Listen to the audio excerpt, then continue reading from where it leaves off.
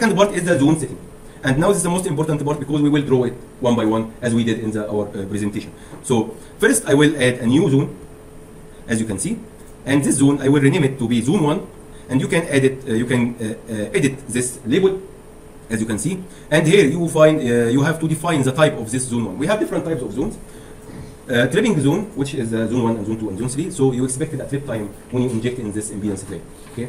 We have another type of tripping of the zones, which is a starting zone, such as phase selection in the EBB relay. It's only starting zone. It's not tripping. If you inject in this zone, you will get a pickup signal, but there is no tripping because it's used for other purposes, such as also extended zone, for example, for switch on to fault with a manual close command. So this starting zone, there is no any expected tripping at that case. So if you are simulating a phase selection, for example, you have to select the type to be starting zone, not tripping zone.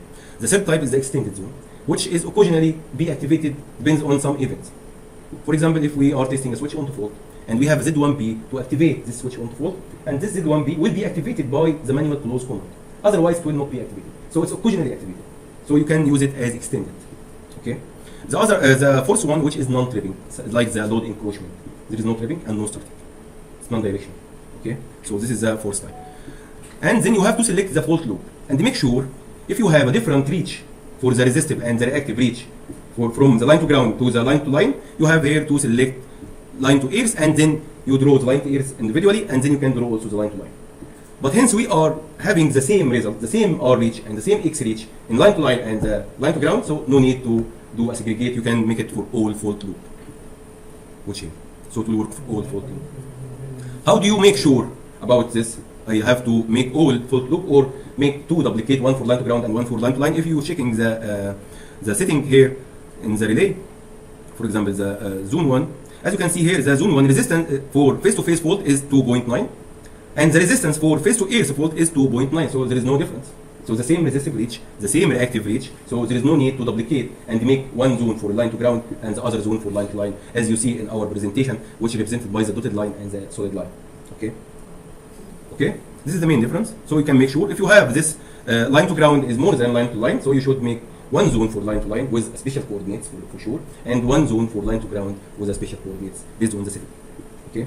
If you have the same resistive reach and the same reactive reach, so there is no need. You can add one for all fault loops. So after I add the first zone, I have to draw it line by line, as you see in our presentation. So I will press edit. After pressing edit, I will choose the general shape from here. It's quadrature or moho or elliptic or tomato shape. So now we are talking about the quadrature shape for the Siemens 7SA, so I will choose the quadrature. After I choose the quadrature, it gives me 4 lines. But I have 5 lines, not 4 lines. So I can add one more line from here. From the element, I will choose add one more line. But make sure and take care, this is the 5th line is added in line polar, not line Cartesian as the same as the 4th line. So I will change this one, which is to be line Cartesian. So represented in R and X and angle. And this is the way we identify each line in our presentation. So you can also define the line by the line polar. It will give you the absolute value of the impedance and the phi based on the R and the X values. Okay.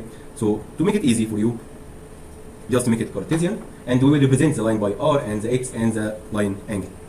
So for example, if you remember from our characteristic, we started with line 1, then 2, 3, 4, 5. You can start with any line, but you have to follow the direction of rotation. So to make it easy, we will let us start with the line 1. So the line 1, the coordinates was x is 0, and the angle I will write it minus 22 or 338.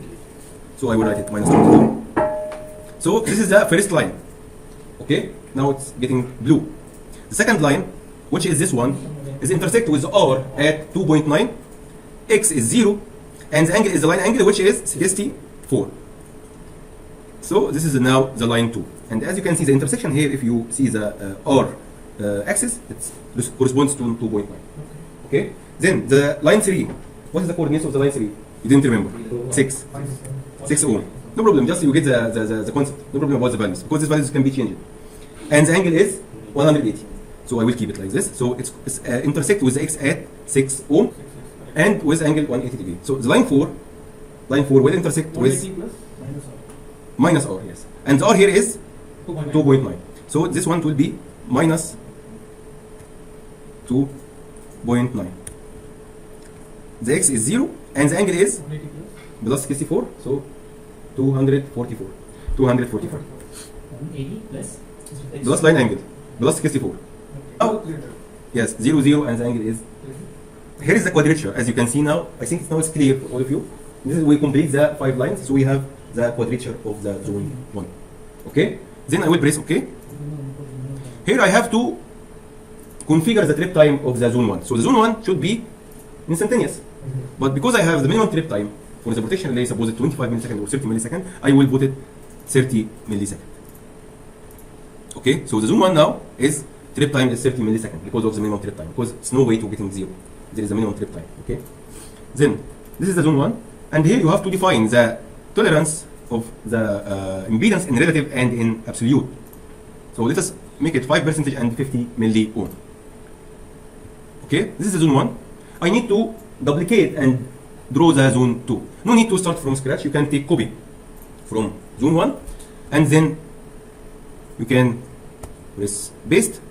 So I will make this one 3 just to change to this one to zone 2 and I will return it back to zone 1. So this zone 1 is done. Zone 2, I will define here the trip time for the zone 2. Zone 2, it's 400 milliseconds. So if we add 30 milliseconds, it will be 430 milliseconds.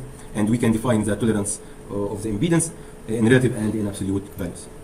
Okay, but now I need to change the coordinates for zone 2 because the R and the X is having more values because it covers 120% from the line length. So I will press edit for the zone 2. I will keep the directionality for the zone 1 the same, just I will change the R and the X axis. If we return back to the values here, so the R for the zone 2 is 4.4, the X is 6.2. For the zone 2, 4.4 and 6.2. So just I will change these values. So for 2.9, I will change to 4.4. And the X will be 9.2. And minus R also will be minus 4.4. And that's it. Then press OK. Now you have zone 1 and you have zone 2. Clear? You can do the same for zone 3, but with more values like for the R and the X values, resistive and the reactance each. Yeah, the reverse it will draw by the same, and after you finish, you have to, or you can define it also one by one, like 1 point and angle in the same way. Okay, so you can invert all, or you can draw it one by one. Now I will add the zone 3. So I will take copy for zone 2. Then I will press paste. So now this is the zone 3. Zone 3 is 800 millisecond time delay, so I will edit 830 millisecond. Then I will press edit. And I will change the R and the X values based on our example here. 5.4 and 11.2. And here is the 6.2, not 9.2. I make it by mistake. So this 5.4, this R reach. This value is 11.2. And this is minus 5.4.